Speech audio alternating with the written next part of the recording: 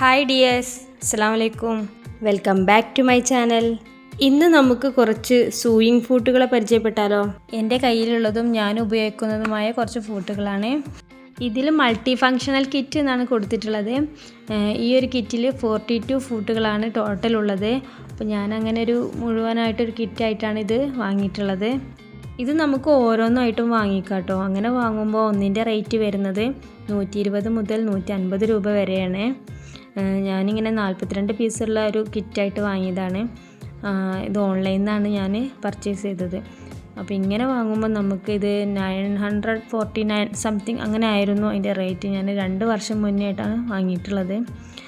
അപ്പോൾ നമുക്ക് ഇതെന്തിനൊക്കെ യൂസ് ചെയ്യാമെന്ന് നമുക്ക് നോക്കാം. ചെറിയൊരു ഇൻട്രൊഡക്ഷനായിട്ട് പറഞ്ഞിട്ട് പോവാണ് കേട്ടോ. ഓരോന്നിൻ്റെയും ഡീറ്റെയിൽഡ് ആയിട്ടുള്ള വീഡിയോസ് ഞാൻ പിന്നെ ചെയ്യുന്നതായിരിക്കും. അപ്പോൾ ഇതാണ് പ്രഷർ ഫൂട്ട്. ഇത് നമുക്ക് 2 തരത്തിൽ ഉപയോഗിക്കാം. നമുക്ക് നോർമൽ സ്റ്റിച്ചിന് ഉപയോഗിക്കാം, അതുപോലെ തന്നെ നമുക്ക് സിഗ്സാഗ് സ്റ്റിച്ചിന് ഉപയോഗിക്കാം. ഇതുപോലെയാണ് സിഗ്സാഗ് സ്റ്റിച്ചിന് നമ്മൾ യൂസ് ചെയ്യുന്നത്. ഇതിൽ 1-2 എൻ്റെ അടുത്ത് മിസ്സായിട്ടുണ്ട് കേട്ടോ. ഇവിടെ പോയിന്നൊരു ഐഡിയ ഇല്ല. അടുത്തത് ഇനി നമുക്ക് നോക്കാം. ഇതാണ് ബട്ടൺ പ്രസ്സിങ് ഫൂട്ട്. നമ്മുടെ ബട്ടനൊക്കെ നമുക്ക് തുന്നി പിടിപ്പിക്കാൻ പറ്റുന്ന ഒരു ഫൂട്ടാണിത്. ഇങ്ങനെയാണ് നമ്മൾ ബട്ടൺ ചെയ്തെടുക്കുന്നത്. അടുത്തതായിട്ട് ഇനി എടുക്കുന്നത് ഇൻവിസിബിൾ സിബ്ബർ ഫൂട്ടാണ്. നമ്മുടെ സിബ്ബ് ഇൻവിസിബിളായിട്ട് സ്റ്റിച്ച് ചെയ്തെടുക്കാൻ പറ്റുന്ന ഒരു ഫൂട്ടാണിത്.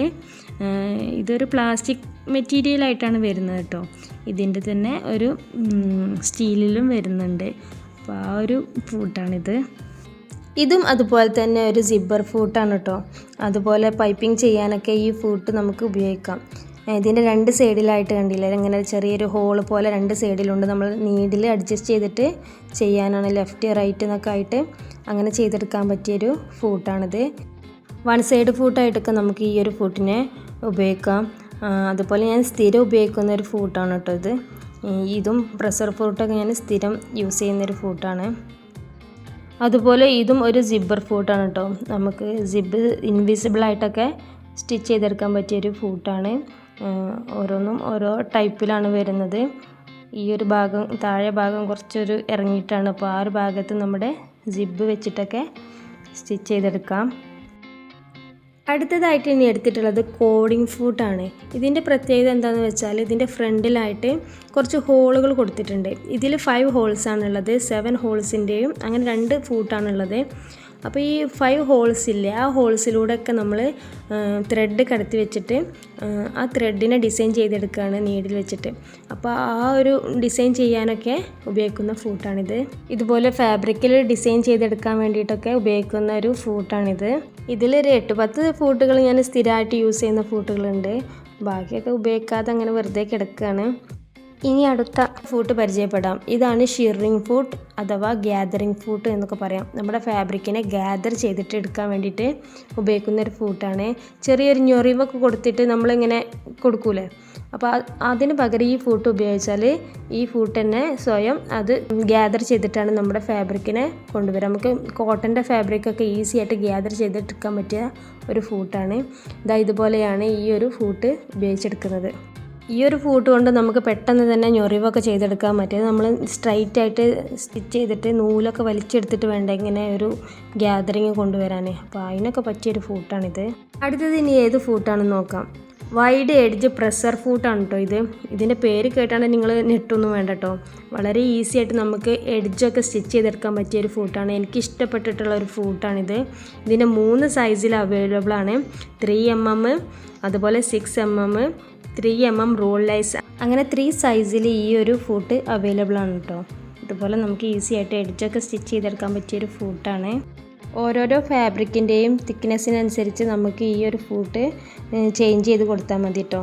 അപ്പോൾ ഈസി ആയിട്ട് തന്നെ നമുക്ക് ആ ഒരു എഡ്ജൊക്കെ സ്റ്റിച്ച് ചെയ്തെടുക്കാം. അടുത്തതായിട്ട് ഇനി നോക്കുന്നത് റോളർ ഫൂട്ട് അഥവാ റോളിംഗ് ഫൂട്ട്.